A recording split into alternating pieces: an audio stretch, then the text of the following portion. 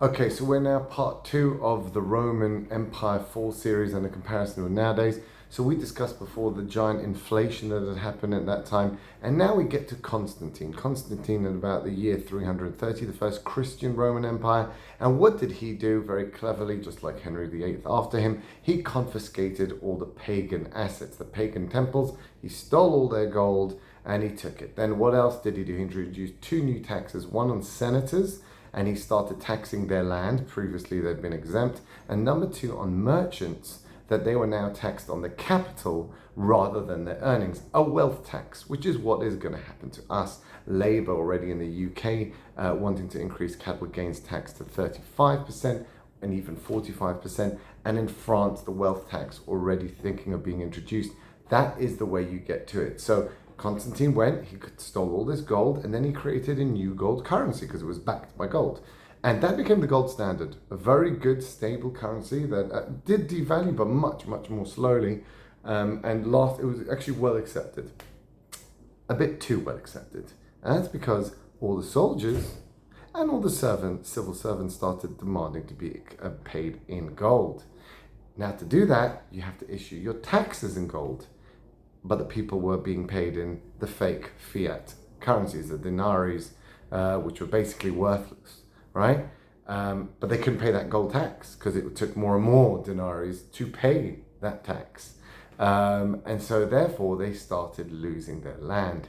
A good example of this is in Judea, where in the 2nd century, all of the land was obviously Jewish. But by the end of the 3rd century, it was all Roman and Gentile. Because what had happened, they had to pay these taxes. They couldn't pay, so they had to sell their land off. That's the only way. And who's the only people that have gold? It was the soldiers and the civil servants. That was it.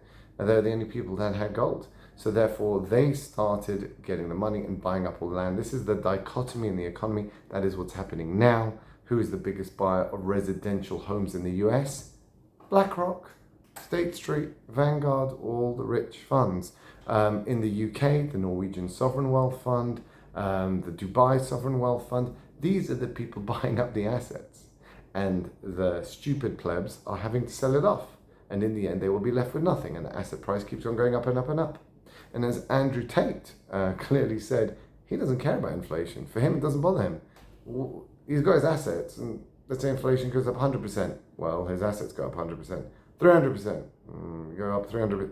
Again, without doing anything, you already get that valuation already included.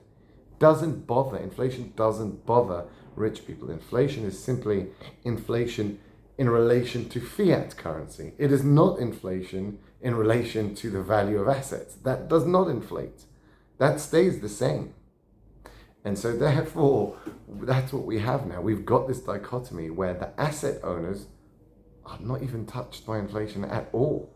But the people at the bottom, anyone paid wages, reliant on salary, are getting destroyed. And that is what happened in the Roman Empire as well. Now, peasants didn't even own land to give up. What were they? They were leaseholders. So they went and they worked on the land. They got a good deal on the lease, and they would work that land and get 60%, let's say. And then if they had to pay too much, they would just say, forget it, I don't want this lease. I'm going to find somewhere else where I can get a better one. The problem with this was the Romans weren't getting their taxes because they couldn't force them to take on rubbish leases. So what did they do? They forbade them from leaving. They said, you are not allowed to leave your lease and you have to stay there. And that was the beginning of serfdom. That is how you have to serfdom in the Middle Ages. People were forbidden from leaving the land that they worked on. And that is what the Romans started doing. And that is what we're going to have. The first thing that goes, and the first thing that Romans really lost after inflation was their freedom. And that is what is happening nowadays. Your freedom is being totally decimated through either the surveillance or the digital ID that they want, or the passports that they issued for that, what they did before. They are curtailing your freedom. 20 mile per hour in the UK, 25 mile per hour zones, insane. Green levies, everything to absolutely take away your freedom. What you can say online, what you can say in public, what you can like, not like, all this is being taken away from you. And so that is what's happening. It got so bad that by the end of the Roman Empire, people said, we prefer the barbarians any day rather than the Roman, the tyranny of the Roman state, because it just got too big. The soldiers and the civil servants just got too big, too fat. And that's again what we see nowadays. If you look at all the civil service and their gold-plated pensions, they retire at 50 on a final salary pension for the rest of their lives, and they're on like £400,000 in the UK, and then they get that forever. No one gets that. But these guys working for the NHS or whatever get these crazy pensions, and that is what the burden of the state on the people just gets too much. So what did they do in Rome? They had to restrict their freedoms. Another thing they did, the rich eventually get destroyed, because who are the rich? The landowners, whatever. They were very happy in those days to go and donate to stadiums or create roads or, help the city that they're part from, right? That was the Victorian philanthropic way. In the Victorian times, I'd say it was as well. It was a very laissez-faire economy, but the philanthropists, the rich, would donate to libraries and universities and roads and hospitals, and all that was done by the rich voluntarily. Very nice. But then the state came for them and said, okay, we want you to be the tax collectors. So they said, okay, they tried, couldn't raise it. The Romans said, okay, well, whatever you can't raise, we're taking out of your capital. So they started wanting to flee. Any rich Roman that tried to flee was taken back in chains and forced to be the tax collector again. That was the punishment. The punishment wasn't to be killed or go to jail. It was to be the tax collector again. You were forced to do that job, and if you couldn't, it was taken out of your assets and you were made poor. And so that's why everyone was so slowly made poor.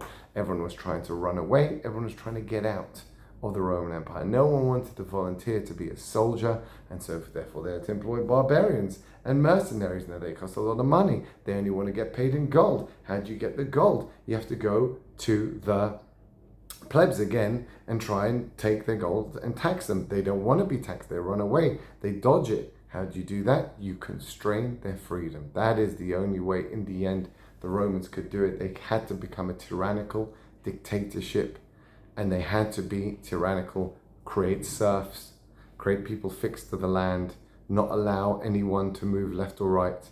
That is what they did. That's how they maintained it, and that's how they stayed that much longer. But Rome eventually became a tyranny so much that people just wanted to. That's why there was no major war to conquer Rome.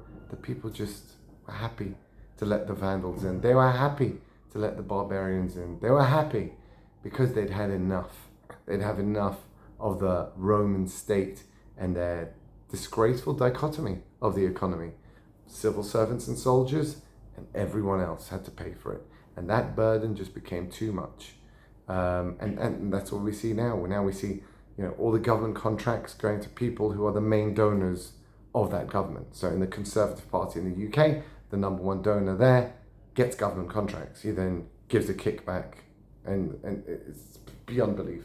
He gets approved to do these building contracts and then gives a kickback.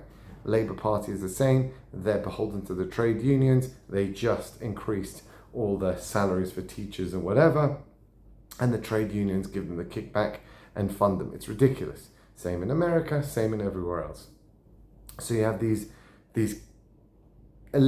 people connected to the government that maintain themselves, and everyone else has to pay for it. Whether you are a merchant, whether you are a builder, an entrepreneur, if you're not connected to the government, you're not getting anywhere. And it becomes a system of who you are. It's not what you know, it's who you know, which is corruption. And that is where the Roman eventually went to. The Roman soldiers started demanding much, much higher wages. There used to be once every 5 year a bonus that was made to be every 1 year. Their salaries went up and up and up. And we see this again with the UK, with all the civil servants, the NHS workers getting inflation busting pay rises after pay rises every 6 months, and bonuses and this and a COVID bonus and a thing, and yet they've got the waiting list is going up. And the GPs more and more, and we want more, and we're getting underpaid. They're doing on average 3 days a week, GPs in the UK, which, right? And so they're doing less work, and they have a 7 million people waiting list, right?